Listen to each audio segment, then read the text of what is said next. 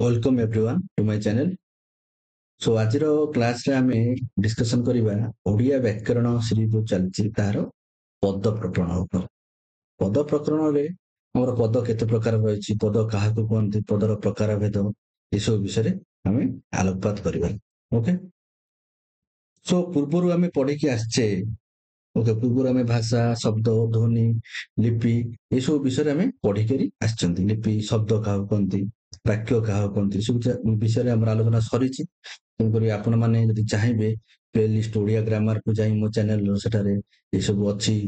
ଆମର ଶବ୍ଦ, ଲିପି, ବର୍ଣ୍ଣ, ଧ୍ୱନି, ବଚନ, ପୁରୁଷ ଏସବୁ ଆମର ଡିସ୍କସନ ସରିଛି। ସେ ସବୁ ମଧ୍ୟ ଆପଣମାନେ ଦେଖିପାରିବେ। ତ ଭାଷା କହିଲେ ଆମେ କଣ ବୁଝନ୍ତି ନା, ଭାଷା କହିଲେ ଯୋଉଟା କି ଆମ ମୁଖ ନିଃସୃତ ଧ୍ୱନି ହୋଇଥିବ, ଧ୍ୱନି ସଂକେତ ଗୁଡିକ ହେଇଥିବ, ସେଗୁଡିକ ନିୟମବଦ୍ଧ ବା ପଦ୍ଧତିବଦ୍ଧ ଭାବରେ ବାନ୍ଧି ହୋଇ ଶୃଙ୍ଖଳିତ ଭାବେ ଉଚ୍ଚାରିତ ହଉଥିବ ଏବଂ ଆମେ କଣ କହୁଛନ୍ତି ତାହା ଅନ୍ୟ ଲୋକଟି, ଅନ୍ୟ ଜଣେ ବ୍ୟକ୍ତିଟି ସେ ଜିନିଷକୁ, ସେ ଯୋଉ ଧ୍ୱନିକୁ ଯଦି ବୁଝିପାରୁଥିବ ତାହା ହଉଛି ଭାଷା। ଓକେ, ତେଣୁକରି ମୁଖ ନିଃସୃତ ଧ୍ୱନି ସମୂହକୁ ଆମେ ଲେଖିଲା ବେଳେ ଗୋଟେ ବା ପଢିଲା ବେଳେ ନିର୍ଦ୍ଦିଷ୍ଟ ଆକାର ବା ରୂପଟିଏ ଦେଇଥାଏ। ଏହି ରୂପକୁ ଆମେ ବର୍ଣ୍ଣ ବା ଲିପି କହିଥାଉ। ଧ୍ୱନିର ଯୋଉ ପ୍ରତୀକ ଲିପି, ତ ଲିପି ମାଧ୍ୟମରେ ଆମେ ଧ୍ୱନି ବା ବର୍ଣ୍ଣକୁ ଲିପିବଦ୍ଧ କରି ରଖିଥାଉ। ଓକେ, ସେ ଯୋଉ ଏକ ବା ଏକାଧିକ ବର୍ଣ୍ଣ ମିଳିତ ହୋଇ ଅର୍ଥ ପ୍ରକାଶ କରେ ତାହାକୁ ଶବ୍ଦ କହନ୍ତି। ବର୍ଣ୍ଣ ବା ଅକ୍ଷର, ଏକ ବା ଏକାଧିକ ଅକ୍ଷର ମିଳିତ ହୋଇ ଯେତେବେଳେ ଗୋଟେ ଅର୍ଥ ପ୍ରକାଶ କରନ୍ତି, ଗୋଟେ ଭାବାର୍ଥକୁ ପ୍ରକାଶ କରନ୍ତି, ଗୋଟେ ଅର୍ଥକୁ ବର୍ଣ୍ଣନା କରିଥାନ୍ତି, ସେତେବେଳେ ତାହାକୁ ଆମେ କଣ କହିଥାନ୍ତୁ ନା ଶବ୍ଦ କହିଥାଉ। ଓକେ, ସେ ଏକାଧିକ ଶବ୍ଦର ସମ୍ମିଶ୍ରଣରେ ଯଦି ଗୋଟେ ଲୋକ କହୁଥିବା କଥାକୁ ଅନ୍ୟ ଜଣେ ବୁଝିପାରେ ବା ଭାବାର୍ଥ ପ୍ରକାଶ କରେ ତାହା ହଉଛି ବାକ୍ୟ। ବାକ୍ୟରେ ଏକ ବା ଏକାଧିକ ଶବ୍ଦ ଯୋଉ ଆମର ବ୍ୟବହୃତ ହୋଇଥାନ୍ତି, ତାହା ଏକ ଅର୍ଥ ପ୍ରକାଶ କରୁଥିବା ନିହାତି ଦରକାର। ତାହା ହେଲେ ତାହା ଏକ ସମ୍ପୂର୍ଣ୍ଣ ବାକ୍ୟରେ ପରିଣତ। ତେଣୁକରି ମାନେ ଭାବ ପ୍ରକାଶ କରୁଥିବା, ତେଣୁ ୟା ଅର୍ଥ ହବ, ୟା ଡେଫିନେସନ ହବ କଣ, ଭାବ ପ୍ରକାଶରେ ସମର୍ଥ ସାର୍ଥକ ଶବ୍ଦ ଗୁଡିକର ସମାହାର ହଉଛି ବାକ୍ୟ। ଓକେ, ବାକ୍ୟ ହଉଛି ଯେଉଁ ଶବ୍ଦ ଗୁଡିକ କୌଣସି ଭାବ ପ୍ରକାଶ କରୁଥାଏ, ତାର ସମାହାରରେ ଗଠିତ ହୋଇଥିବା କୌଣସି ଏକ ଉକ୍ତିକୁ ଆମେ ବାକ୍ୟ ବୋଲି କହିପାରିବା। ଓକେ, ତେଣୁକରି ଏଇ ଯୋଉ ବାକ୍ୟରେ ଯୋଉ ଶବ୍ଦ ଗୁଡିକ ବ୍ୟବହୃତ ହୁଏ, ଓକେ, ବାକ୍ୟରେ ଯୋଉ ଶବ୍ଦ ଗୁଡିକ ବ୍ୟବହୃତ ହୁଏ, ମୁଁ କ୍ରିକେଟ ଖେଳୁଛି, ମୁଁ କ୍ରିକେଟ ଖେଳୁଛି, ଏହାକୁ ଭାବାର୍ଥକୁ ପ୍ରକାଶ କରୁଛି କଣ ନା, ମୁଁ କ୍ରିକେଟ ଖେଳୁଛି। ତିନୋଟି ଶବ୍ଦ ବ୍ୟବହାର କରାଯାଇଛି, ମୁଁ କ୍ରିକେଟ ଖେଳୁଛି। ତେଣୁକରି ଏଇ ଯୋଉ ଶବ୍ଦ ଗୁଡିକୁ ଆମେ କଣ କହିବା ନା ଗୋଟେ ଗୋଟେ ପଦ। ଯେତେବେଳେ ବାକ୍ୟରେ ଯୋଉ ଶବ୍ଦ ଗୁଡିକ ବ୍ୟବହାର ହୋଇ କୌଣସି ଅର୍ଥକୁ ପରିପ୍ରକାଶ କରୁଥାନ୍ତି, ସେବେ ଆମେ ସେଇ ଶବ୍ଦ ଗୁଡିକୁ ଗୋଟିଏ ଗୋଟିଏ ପଦ କହିବା। ବାକ୍ୟରେ ବ୍ୟବହୃତ ହୋଇଥିବା ଗୋଟେ ଗୋଟେ ପଦ ବୋଲି ଆମେ କହିବା। ଓକେ,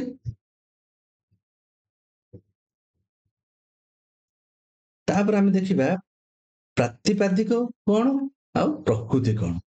ପଦରେ ଆମର ପ୍ରାତିପାଦିକ ଥାଏ। ଏଇଠି ଦୁଇଟା ଏକ୍ସାମ୍ପଲ ଦିଆଯାଇଛି। ସେମାନେ ସାଇକେଲରେ ଘରକୁ ଫେରିଲେ, ସେ କ୍ରିକେଟ ଖେଳୁଛି। ସେମାନେ ସାଇକେଲରେ ଘରକୁ ଫେରିଲେ, ଏଠାରେ ସେମାନେ ସାଇକେଲରେ ଘରକୁ, ଏହାର ମୂଳ ଶବ୍ଦ, ସେମାନର ମୂଳ ଶବ୍ଦ ହଉଛି କଣ ନା ସେ। ସାଇକେଲରେ ତାର ମୂଳ ଶବ୍ଦ ହଉଛି ସାଇକେଲ। ଘରକୁର ମୂଳ ଶବ୍ଦ ହଉଛି ଘରକୁ। ସେ କ୍ରିକେଟ ଖେଳୁଛି, ଏଠାରେ ସେ ହଉଛି ତା ମୂଳ ଶବ୍ଦ, କ୍ରିକେଟ ହଉଛି ମୂଳ ଶବ୍ଦ, ଖେଳୁଛି ହଉଛି ମୂଳ ଶବ୍ଦ। ସେ ସାଇକେଲ ଘରକୁ, ଏଇ ଯୋଉ ଶବ୍ଦ ଗୁଡିକରେ ମାନେ ରେ ଇଏ ସବୁ ଯାହା ଲଗାଯାଇଛି, ଇଏ ବିଷୟରେ ଆମେ ପରେ ପଢିବା। ପ୍ରତ୍ୟୟ, ବିଭକ୍ତି କଣ ସବୁ ଲଗାଯାଇଛି, ପ୍ରକୃତି ସବୁ ଲଗାଯାଇଛି, ସବୁ ସେଗୁଡିକ ବିଷୟରେ ଆମେ ନେକ୍ସଟ ଆମ ପରବର୍ତ୍ତୀ କ୍ଲାସ ମାନଙ୍କରେ ଆଲୋଚନା କରିବା। ତେଣୁକରି ଏଇ ଯୋଉ ବାକ୍ୟରେ ବ୍ୟବହୃତ ହୋଇଥିବା ଶବ୍ଦ ବା ପଦ ଗୁଡିକର ମୂଳ ଶବ୍ଦକୁ, ସେମାନଙ୍କର ମୂଳ ଶବ୍ଦ ହଉଛି ସେ। ସାଇକେଲରେ ମୂଳ ଶବ୍ଦ ହଉଛି ସାଇକେଲ, ଘରକୁର ମୂଳ ଶବ୍ଦ ହଉଛି ଘର। ଏଗୁଡିକୁ ଆମେ କଣ କହିଥାନ୍ତି ନା, ଏଗୁଡିକୁ କହିଥାନ୍ତି ପ୍ରାତିପାଦିକ। ବାକ୍ୟରେ ବ୍ୟବହୃତ ହୋଇଥିବା ଶବ୍ଦ ଗୁଡିକର ବା ପଦ ଗୁଡିକର ମୂଳ ଶବ୍ଦକୁ ଆମେ ପ୍ରାତିପାଦିକ କହିଥାନ୍ତି। ଓକେ, ତେଣୁକରି ଏଇ ଯୋଉ ଯୌଗିକ ଶବ୍ଦ ଭଳି ମାନେ ଯୌଗିକ ଶବ୍ଦ ରୂପ ଭଳି ବ୍ୟବହାର କରାଯାଇଛି। ବିନା ଯୌଗିକ ଶବ୍ଦ ରୂପରେ ମଧ୍ୟ ଆମେ ଗୋଟେ ବାକ୍ୟ କରିପାରିବା, ଯେମିତି ସେ କ୍ରିକେଟ ଖେଳୁଛି। ଏଥିରେ ସବୁ ମୂଳ ଶବ୍ଦ ଲାଗିଛି। ତେଣୁ ଏଗୁଡିକ ହଉଛି ପ୍ରାତିପାଦିକ ଗୋଟେ।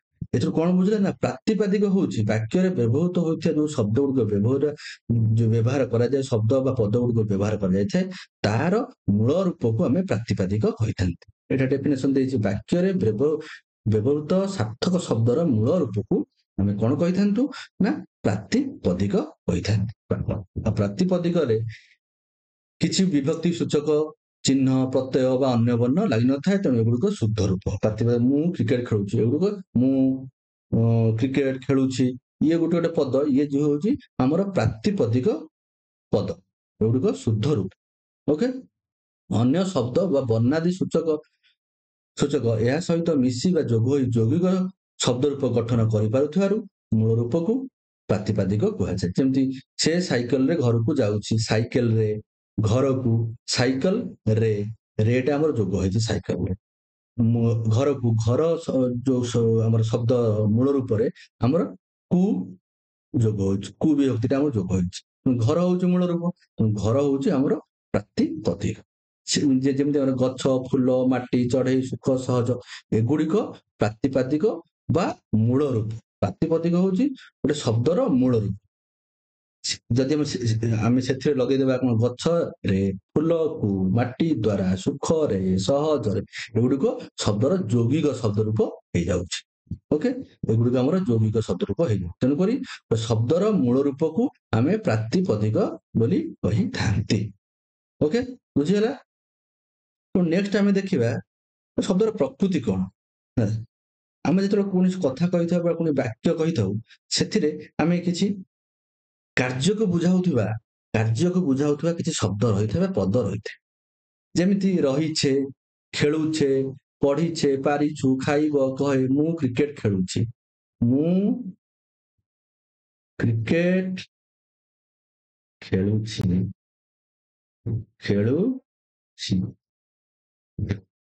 ଏଠାରେ କାର୍ଯ୍ୟକୁ ବୁଝାଉଛି କିଏ ନା ଖେଳୁଛି। ଏଟା ଗୋଟେ ଖେଳିବା କାମକୁ ବୁଝାଉଛି। ତେଣୁକରି ଏହା ହଉଛି ଆମର କଣ, କ୍ରିୟାବାଚକ ପଦ। କ୍ରିୟାବାଚକ ପଦ, ଏଇ ଯୋଉ କ୍ରିୟାବାଚକ ପଦର ମୂଳ ରୂପଟା ହଉଛି ଆମ କଣ ନା ହେଲା। ଯେଉଁ ପଦଟି ଆମର କୌଣସି କାର୍ଯ୍ୟକୁ ବୁଝାଉଥାଏ, ତାହାର ମୂଳ ରୂପକୁ କଣ କୁହାଯାଏ ନା ପ୍ରକୃତି କୁହାଯାଏ। ଭାବ ପ୍ରକାଶ କାଳରେ ପ୍ରାଣୀ ବା ଅପ୍ରାଣୀବାଚକ ନାମକୁ ନ ବୁଝାଇ ନିର୍ଦ୍ଦିଷ୍ଟ କାର୍ଯ୍ୟର ପ୍ରକୃତି ବା ଅର୍ଥକୁ ବୁଝାଉଥିବାରୁ କ୍ରିୟାର ମୂଳକୁ ଆମର ପ୍ରକୃତି କୁହାଯାଏ। ତେଣୁକରି ଖେଳୁଛି ହେଲା, ସେ ବିଜ୍ଞାନ ବହି ପଢୁଛି। ଓକେ, ପଢୁଛିଟା ଏକ କାର୍ଯ୍ୟକୁ ବୁଝାଉଛି, ପଢିବା କାର୍ଯ୍ୟକୁ ବୁଝାଉଛି। ତେଣୁକରି ପଢିବାଟା ହଉଛି ସେ ଯୋଉ ପଢିଛି, ଯୋଉ ଆମର ପଢୁଛିର ମୂଳ ରୂପ ବା ତେଣୁକରି ଏଥିରୁ ଆମେ କଣ ବୁଝିଲେ, ପ୍ରକୃତି ହଉଛି କ୍ରିୟାର ମୂଳ ରୂପକୁ ବୁଝାଉଥିବା ଶବ୍ଦଟିକୁ ଆମେ ପ୍ରକୃତି କହିଥାନ୍ତି। ଓକେ, ଏଠି ଦେଇଛି ଯେ କ୍ରିୟାବାଚକ ପଦର ମୂଳ ରୂପ ବା ପ୍ରକୃତିକୁ କଣ କୁହାଯାଏ, ଧାତୁ କୁହାଯାଏ। କ୍ରିୟାବାଚକ ପଦର ମୂଳ ରୂପ ଆଉ ଯୋଉ ତା ପ୍ରକୃତି, ତାକୁ ମଧ୍ୟ ଆମେ ଧାତୁ ବୋଲି ମଧ୍ୟ କହିଥାନ୍ତି। ସେଠି ଆମେ ଯେମିତି ଗ୍ରାମାରେ ପଢିଛନ୍ତି ଧାତୁ ରୂପ, ଶବ୍ଦ ରୂପ, ସେଇ ଯୋଉ ଧାତୁ, ସେ ଆମର ପଢିବା ହଉଛି ଏକ ଧାତୁ, ତାହାର ଏକ ରୂପ ହଉଛି ଆମର ପଢିଛେ, ପଢିଛନ୍ତି, ପଢିଥିଲୁ, ପଢିଲୁ, ପଢିବା। ଓକେ, ବୁଝିଲେ। ତେଣୁକରି ପଦରେ ଆମର ପ୍ରାତିପାଦିକ କଣ, ପ୍ରକୃତି କଣ, କ୍ଲିୟର ହେଲେ। ଓକେ, ତେଣୁକରି ଆଉ କିଛି ଅଛି ୟା ବିଷୟରେ ନୋଟ୍ସ। ମୂଳ ପ୍ରକୃତି ନାମବାଚକ ହୋଇଥିଲେ ତହିଁରେ କିଛି ଲାଗିଥାଉ ବା ନ ଲାଗିଥାଉ, ତାହା ପ୍ରାତିପାଦିକ ଭାବରେ ବ୍ୟବହୃତ ହୁଏ। ଓକେ, ଅର୍ଥାତ୍ ଶବ୍ଦ ମୂଳକ ପ୍ରାତିପାଦିକ ଶବ୍ଦ ଶୁଦ୍ଧ ରୂପରେ ଓ ମିଶ୍ର ରୂପରେ ଉଭୟ ଦିଗରୁ ବାକ୍ୟରେ ପଦ ରୂପରେ ବ୍ୟବହାର କରାଯାଏ। ଯେପରି ଫୁଲ, ଚାଲ ଆମେ ଫୁଲ ତୋଳିବା। ଫୁଲ, ଏଇ ଯୋଉ ଚାଲ ଆମେ ଫୁଲ ତୋଳିବା, ଏ ଯୋଉ ଶବ୍ଦ, ଏ ଯୋଉ ବାକ୍ୟଟିରେ ଫୁଲରେ କୌଣସି ପ୍ରତ୍ୟୟ ଲାଗିନାହିଁ, କିଛି ବି ଲାଗିନାହିଁ। ତେଣୁକରି ଏହା ହଉଛି ପ୍ରାତିପାଦିକ ଶବ୍ଦ। ସେଇ ଯୋଉ ପଦଟିର ଫୁଲ ପଦଟିର ମୂଳ ରୂପ ହଉଛି ସେ ଫୁଲ। ଫୁଲରେ ଭଁରଟିଏ ବସିଛି, ଫୁଲରେ ପ୍ରଜାପତିଟିଏ ବସିଛି। ଫୁଲରେ, ଏଠାରେ ଫୁଲରେ ହଉଛି ଗୋଟେ ଶବ୍ଦ ବା ପଦ, ମାତ୍ର ତାହାର ମୂଳ ରୂପ ହଉଛି ଫୁଲ। ଫୁଲଟି ହବ ପ୍ରାତିପାଦିକ। ଓକେ, କ୍ରିୟାମୂଳକ ପ୍ରକୃତି ବା ଧାତୁରେ କିଛି ନା କିଛି ଅର୍ଥକାରକ ସୂଚକ ଚିହ୍ନ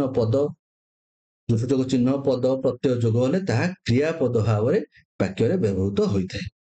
ପଡ ହଉଛି ଆମର ଧାତୁ, ସେଥିରେ କିଛି ଆମର ଅର୍ଥକାରକ ସୂଚକ ଚିହ୍ନ କିମ୍ବା ପ୍ରତ୍ୟୟ ଯୋଗ ହେଲେ ପଢିଲା, ପଡ ଧାତୁରେ ପଢିବ, ପଢିଛି ପଢିଛି। ତେଣୁ ଏଇ ସବୁ ଆମର ପ୍ରକୃତି ବା ଧାତୁରେ, କ୍ରିୟାମୂଳକ ପ୍ରକୃତି ବା ଧାତୁରେ ଯୋଉ କ୍ରିୟାର ଯୋଉ ମୂଳ ରୂପ ହଉଛି ଆମର ଧାତୁ ବା ପ୍ରକୃତି, ସେଥିରେ କୌଣସି ପ୍ରତ୍ୟୟ ଯୋଗ ହେଲେ ତାହା ଏକ ଆମର କ୍ରିୟାପଦ ଭାବରେ ବାକ୍ୟରେ ବ୍ୟବହୃତ ହୋଇଥାଏ। ଓକେ, ତ କୌଣସି ପଦର ମୂଳ ରୂପକୁ ନାମବାଚକ ହଉ, ଯୋଉ ପ୍ରାଣୀ ହଉ, ଅପ୍ରାଣୀ ହଉ, ଯାହା ବି ହଉ, ମୂଳ ରୂପକୁ ଆମେ କଣ କହିଥାନ୍ତି ନା ପ୍ରାତିପଦିକ। ତେଣୁକରି ଆମର ଓଡିଆ ବ୍ୟାକରଣରେ ପଦକୁ 5 ଭାଗରେ ବିଭକ୍ତ କରାଯାଇଛି। ପଦର ପ୍ରକାର ଭେଦ ହଉଛି ଆମର 5 ଭାଗରେ ବିଭକ୍ତ କରାଯାଇଛି, ଯଥା ବିଶେଷ୍ୟ, ବିଶେଷଣ, ସର୍ବନାମ, ଅବୟ ଏବଂ କ୍ରିୟାପଦ। ଏଇ 5ଟି ପଦ ବିଷୟରେ ସବିଶେଷ ଆମର ବିବରଣୀ, ଆମର ଯୋଉ ସବିଶେଷ କ୍ଲାସଟି ଆମର ନେକ୍ସଟ କ୍ଲାସରୁ ଆରମ୍ଭ ହବ। ବିଶେଷ କେତେ ପ୍ରକାରର, କୋଉ ଆମର ଯୋଉ ବାକ୍ୟ ଗୋଟେ କରାଯାଉଛି, ଜଣେ ଗୋଟେ ବାକ୍ୟ କହୁଛି, ତାହାର କେଉଁ କେଉଁ ପଦ ଗୁଡିକ ବିଶେଷ ପଦ ହବ, କେଉଁ କେଉଁ ପଦ ଗୁଡିକ ବିଶେଷଣ, କିଏ ସର୍ବନାମ, କେଉଁ ପଦ ଅବୟ କେତେ ପ୍ରକାରର, କ୍ରିୟା କେତେ ପ୍ରକାର, କାହାକୁ ଆମେ କ୍ରିୟା କହିବା, ଏସବୁ ବିଷୟରେ ଆମେ ପରବର୍ତ୍ତୀ କ୍ଲାସ ମାନଙ୍କରେ ବିଶେଷ ଭାବରେ ଡିସ୍କସନ କରିବା। ତେଣୁ ଆଜିର କ୍ଲାସ ଥିଲା ପଦର ଡେଫିନେସନ, ପ୍ରାତିପାଦିକ ପଦ, ପ୍ରକୃତି ଓ ଧାତୁ ରୂପରେ। ତେଣୁକରି ଆଶା ଏହି କ୍ଲାସଟି ଆପଣ ମାନଙ୍କୁ ଭଲ ଲାଗିଥିବ। ଦୟାକରି ମୋ ଚ୍ୟାନେଲକୁ ନୂଆ ଆସିଥିଲେ ସବସ୍କ୍ରାଇବ କରନ୍ତୁ ଏବଂ ଲାଇକ୍, ସେୟାର, କମେଣ୍ଟ କରିବାକୁ ଭୁଲିବେନି। Thank you.